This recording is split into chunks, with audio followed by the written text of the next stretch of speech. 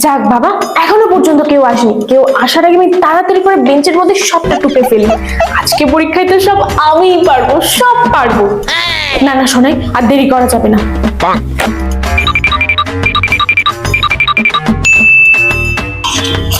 আচ্ছা সবাই ব্যাগ বাইরে রেখে এসেছিস তো?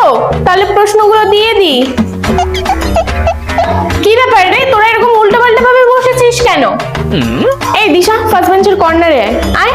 আর আগে দেখতে চাই আপনি কাকে ভালোবাসেন, সুন্দরী মেয়েটাকে না কলিজার বাবাকে? যারা যারা কলিজার বাবাকে ভালোবাসেন তারা এক্ষুনি চ্যানেলটা সাবস্ক্রাইব করে একটা শেয়ার করে দিবে, আর কমেন্টে লিখে যাবে আই লাভ বাবা। আর যারা বাবাকে ছাড়া সুন্দরী মেয়েটাকে ভালোবাসে তাদের এগুলো কিছুই করতে হবে না। আর এই শোনে, তুই এখানে বসেছিস কেন? পরের বেঞ্চে যা। সব উল্টো পাল্টা ভাবে বসে আছে। এবার ঠিক আছে।